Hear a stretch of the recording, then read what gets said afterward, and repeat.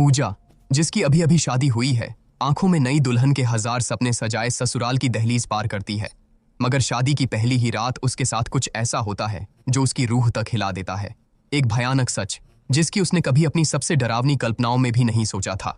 सहमी और टूटी पूजा जब आखिरी उम्मीद बनकर अपनी जेठानी कमलेश के पास हिम्मत करके अपना दर्द बताने जाती है, तो सांत्वना की जगह उसे चेहरे पर एक जोरदार थप्पड़ मिलता है। पूजा जमीन पर गिरकर बिलख बिलख कर रोने लगती है। आखिर नवेली दुल्हन के साथ इतना बड़ा धोखा और जुल्म क्यों हुआ? यह कहानी आपको झकझोर देगी और अंत में बहुत गहरी सीख भी दे जाएगी। मगर इस खौफनाक रात तक बात कैसे पहुंची, इसके लिए हमें कहानी के पन्ने थोड़ा पीछे पलटने होंगे। कहानी की असल धुरी कमलेश है। कमलेश एक जिम्मेदार गृहिणी है जो भरे पूरे परिवार को संभालती है। उसके परिवार में पति, एक छोटी बेटी, सास, ससुर, एक खामोश दादी और देवर अरुण है। कमलेश के लिए अरुण सिर्फ देवर नहीं बल्कि सगे बेटे से भी बढ़कर है।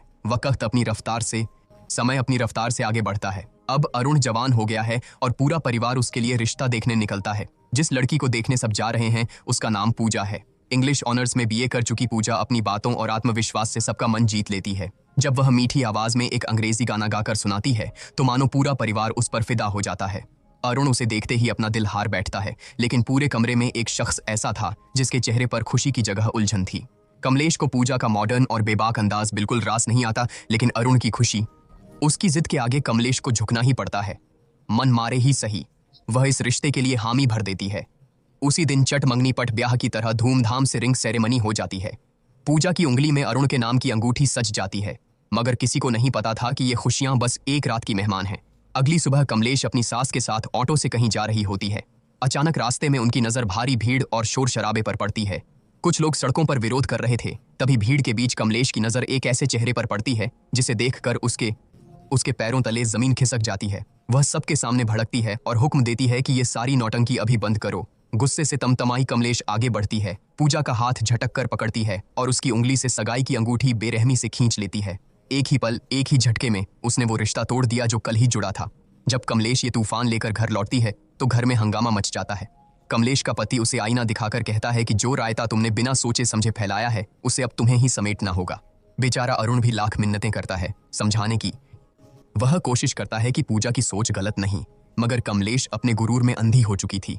उसके कान पर जूं भी नहीं रेंगती और वह किसी की बात नहीं सुनती। कुछ देर बाद कहानी में एक खूबसूरत जज्बाती मोड़ आता है। अपने रिश्ते को बचाने और अपनी बात समझाने के लिए पूजा खुद कमलेश के पास पहुंचती है। वह नरमी से माफी मांगकर कहती है कि अगर हम सही और दूसरों के हक के लिए खड़े नहीं होंगे तो यह दुनिया धीरे धीरे खत्म हो जाएगी। कमलेश, जो भले पुरानी सोच की थी पर दिल की साफ थी, पूजा की बातों की गहराई महसूस कर लेती है। उसका दिल पसीज जाता है और वह मुस्कुराकर कहती है कि मुझे बातें थोड़ी देर से समझ आती हैं, मगर एक बार समझ आ जाए तो मैं सही का साथ कभी नहीं छोड़ती। यह कहकर कमलेश पूरे मान सम्मान के साथ वह अंगूठी फिर से पूजा को दे देती है। आखिर शहनाइयां बजती हैं और अरुण पूजा विवाह के बंधन में बंध जाते हैं। लेकिन शादी की इस चकाचौंध में एक परेशानी छिपी थी। शादी वाले दिन पूजा की तबीयत बहुत खराब थी। तेज बुखार और बदन दर्द से उसका बुरा हाल था। फेरों के वक्त भी वह दवाइयों के सहारे मुश्किल से खुद को खड़ा रख पा रही थी। इसमें पूरी होने के बाद आता है वह रात जिसे हर नई नवेली दुल्हन अपनी जिंदगी की सबसे खूबसूरत रात मानती है, सुहाग रात। अरुण कमरे में आता है और इधर उधर की थोड़ी औपचारिक बातों के बाद पूजा के करीब आने लगता है। पूजा, जो दर्द और बुखार से टूट रही थी, साफ अरुण से कहती है, मेरी तबीयत बहुत खराब है, मुझे तेज बुखार है और पूरा शरीर दर्द से टूट रहा है। प्लीज आज हम कुछ नहीं करेंगे। मगर अरुण पर जैसे ऑन और पति होने के घमंड का भूत सवार था। उसने पूजा की एक न सुनी। पूजा की लगातार मिन्नतों, रोने और मना करने पर भी अरुण ने मर्दानगी के अंधे नशे में उसके साथ जबरदस्ती की। नई दुल्हन के सुनहरे सपने उसी बिस्तर पर बेरहमी से कुचल गए।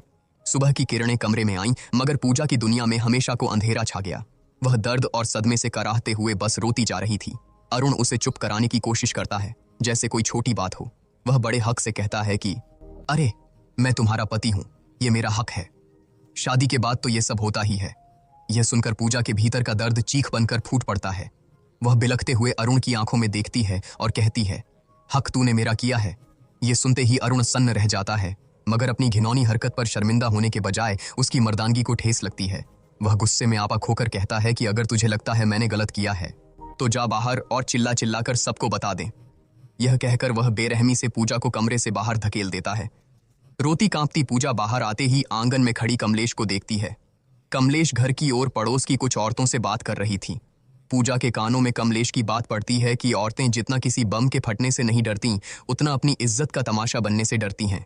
यह वाक्य पूजा के सीने में जहरीले तीर सा चुभ जाता है। उसे फौरन समझ आता है कि जिस समाज और परिवार में वह खड़ी है, वहां अगर उसने अपना मुंह, उसे न्याय नहीं मिलेगा, बल्कि इसी घर में उसकी इज्जत का सरेआम तमाशा बनेगा। समाज और बदनामी के इस डर से हारकर हक के लिए लड़ने वाली जीती जागती लड़की आंसू पीकर चुपचाप उसी घुटन भरे कमरे में लौट जाती है। उसके मासूम दिल में कहीं न कहीं उम्मीद थी कि शायद अरुण को अपनी हैवानियत का एहसास हो गया होगा, शायद वह अपनी गलती माने और उससे माफी मांगे। मगर अरुण का रवैया देखकर पूजा के पैरों तले बची खुची खुशी की जमीन भी खिसक जाती है। पूजा पहले से ही असहनीय दर्द में थी, लेकिन अरुण ने अपनी पांस को प्यार कहकर फिर उसके साथ जबरदस्ती की। पूजा पूरी तरह टूट चुकी थी। उसे समझ आ गया था कि जिसे दुनिया पति पत्नी का प्यार कहती है, वह उसके लिए बस वैवाहिक बल था, जिसके खिलाफ वह कुछ नहीं कर सकती थी। अगली सुबह कमले, देश की नजर छत की बाउंड्री पर चुपचाप खड़ी पूजा पर पड़ी। पूजा की आंखों की वीरानी और उसका खामोश चेहरा देखकर कमलेश का दिल धक से रह गया। कमलेश के बहुत पूछने पर भी पूजा ने रात का वह खौफनाक सच नहीं बताया। कमलेश समझ गई कि कुछ बहुत गलत हुआ है और वह बिना ज्यादा सवाल किए पूजा को उसके मायके छोड़ आई। मायके पहुंचकर पूजा ने सोचा कि शायद दुनिया में सिर्फ माँ ही है जो अपनी बेटी का दर्द समझती है।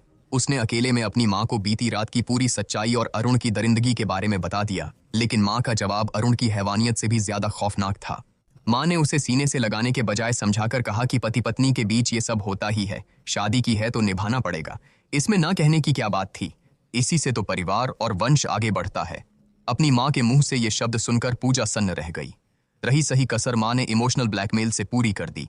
घर की गरीबी का वास्ता देकर उसने पूजा को तुरंत ससुराल लौटने का हुक्म दिया और धमकी दी कि अगर वह वापस नहीं गई तो वह अपनी नस काटकर जान दे देगी। अपनों से मिले इस धोखे के बाद बेचारी पूजा के पास कोई रास्ता नहीं बचा था। वह जिंदा लाश की तरह कमलेश के साथ लौटने लगी। सफर में एक जगह वॉशरूम के बहाने पूजा ओनेंटो से उतरी। यह उसकी जिंदगी का सबसे बड़ा फैसला था। उसने पीछे नहीं देखा और वहां से चुपचाप भाग गई। कमलेश ने उसे पागलों की तरह हर जगह ढूंढा, लेकिन पूजा का कोई सुराग नहीं मिला। घर पहुंचकर जब कमलेश ने यह बताया तो पूरे परिवार में हड़कंप मच गया। सबने पूजा को ढूंढा पर वह जैसे हवा में गायब हो गई थी। हारकर कमलेश ने पूजा की दोस्त सोना को फोन किया, जो एनजीओ में काम करती थी। सोना ने कहा कि उसे पूजा के बारे में कुछ पता नहीं, लेकिन वह उसे ढूंढने की पूरी कोशिश करेगी। आखिरकार सोना की तलाश पूरी हो जाती है। पूजा उसे एक सुनसान पार्क के कोने में गुमसुम सहमी बच्ची की तरह बैठी मिलती है। जब कमलेश वहां पहुंचती है तो पूजा हिम्मत करके अरुण की उस खौफनाक रात की सारी दरिंदगी और सच्चाई कमलेश के सामने कह देती है। लेकिन सालों से अरुण को बेटे की तरह पालने वाली कमलेश का अंधा भरोसा सच्चाई पर भारी पड़ जाता है। सच सुनने के बजाय कमलेश का घमंड टूटता है और वह गुस्से में पूजा के गाल पर जोरदार थप्पड़ मार देती है। वह चिल्लाती है और पूजा को उसे घसीटकर वापस उसी कैद खाने में ले आती है। भले कमलेश ने पूजा को थप्पड़ मार दिया था, पर एक औरत होने के नाते उसके भीतर शक का बीज बोया जा चुका था। दूसरी तरफ हम देखते हैं कि हनीमून की खूबसूरत रातों में पूजा अंदर से पूरी तरह वीरान और खौफजदा थी। वह अरुण से आखिरी उम्मीद लेकर बात करने की कोशिश करती है, मगर अरुण की आंखों में प्यार नहीं, सिर्फ एक भूखे भेड़िए जैसी बावन थी। वह फिर से पूजा की चीखों और आंसुओं को अनसुना कर उसके साथ जबरदस्ती करता है। बेचारी पूजा उस बिस्तर पर तड़पने और रोने के अलावा वह कुछ भी नहीं कर पाती। जिसे वह अपनी जिंदगी का साथी समझकर समझाने गई थी, वह तो बस जल्लाद निकला। उस रात पूजा को पूरी तरह समझ आ गया कि अरुण की नजरों में वह न पत्नी थी न प्यार, बस उसकी बात मिटाने का एक बेजान जरिया थी। पूजा की जिंदगी जीते जागते नरक में बदल चुकी थी। एक रात खौफ से कांपती पूजा खुद को बाथरूम में बंद कर लेती है। बाहर से अरुण दरवाजा पीटकर उसे बाहर आने का हुक्म देता है। अंदर से डरी सहमी पूजा रोते हुए कहती है, आज मैं तुम्हारे करीब नहीं आ सकती, मेरे पीरियड्स शुरू हो गए हैं। लेकिन एक हैवान के सिर पर सवार को भला कौन रोक सकता था? अरुण का जवाब किसी की भी रूह कंपाने को काफी था। वह बेशर्मी और क्रूरता से कहता है, मुझसे झूठ मत बोल, दरवाजा खोल, मुझे देखना है। यह सुनकर बाथरूम में खड़ी पूजा की जान सूख जाती है। उसे समझ आ जाता है कि यह दरिंदा उसकी कोई बात नहीं मानेगा। इसी खौफ और बेबसी में पूजा की नजर वहां रखी ब्लेड पर पड़ती है और सीन यहीं कट हो जाता है। अगली सुबह घर में कोहराम मच जाता है। सबको पता चलता है कि पूजा अस्पताल में है और उसकी हालत बेहद नाजुक है। पूरा परिवार बदहवास वहां पहुंचता है। अरुण बड़ी बाकी कमलेश और घर के बाकी लोगों को गुमराह करते हुए कहता है कि उसे औरतों वाली कोई अंदरूनी दिक्कत थी। शायद उसी वजह से ये हालत हुई है। लेकिन जब कमलेश अंदर जाकर लेडी डॉक्टर से बात करती है तो डॉक्टर जो सच बताती है उसे सुनकर कमलेश के पैरों तले जमीन ही नहीं खिसकती बल्कि उसका पूरा वजूद हिल जाता है। डॉक्टर भारी आवाज में बताती है कि पूजा के उन नाजुक हिस्सों पर ब्लेड से गहरे कट लगे हैं और बहुत ज्यादा खून बहने की वजह से उसकी ये हालत हुई है। यह सुनकर कमलेश सन्न रह जाती है। वह तुरंत खुद को संभालती है और घर वालों को वापस भेज देती है, यह कहते हुए कि वह पूजा के पास ही रहेगी। होश आने पर कमलेश पूजा के पास बैठती है तो पूजा आंसुओं में डूबकर वह कड़वा सच बता देती है जिसने उसे इस हद तक धकेला। यह दर्द सुनकर कमलेश अंदर तक टूट जाती है। उस रात घर लौटकर पूजा का दर्द समझने को वह खुद बाथरूम में जाती है और वही ब्लेड उठा लेती है। वह ब्लेड त्वचा पर रखकर वही करने की कोशिश करती है जो पूजा ने किया था, लेकिन हल्की सी चुभन से ही उसके हाथ कांपने लगते हैं। वह ब्लेड फेंक देती है। उसी पल कमलेश को गहराई से एहसास होता है कि 21 साल की मासूम लड़की किस कदर खौफ और दर्द से गुजरी होगी कि उसने खुद को इतनी खौफनाक सजा दे दी। एहसास हो जाता है कि आखिर वह 21 साल की मासूम लड़की किस कदर खौफ और दर्द से गुजरी होगी कि उसने खुद को इतनी खौफनाक सजा दे दी। अगले दिन जब अरुण अपनी बेशर्मी का लबादा ओढ़े पूजा से मिलने अस्पताल पहुंचता है तो उसे पता चलता है कि कमलेश पहले ही पूजा को डिस्चार्ज करा के अपने साथ ले जा चुकी है। अपनी पत्नी की इतनी गंभीर हालत के बावजूद उस जाहिल इंसान के दिमाग में सिर्फ एक ही बात चल रही थी। वह बेशर्म होकर लेडी डॉक्टर से पूछता है कि अब मैं अपनी पत्नी के साथ इंटीमेट तो हो सकता हूं ना। यह घिनौना सवाल सुनकर डॉक्टर का खून खौल उठता है।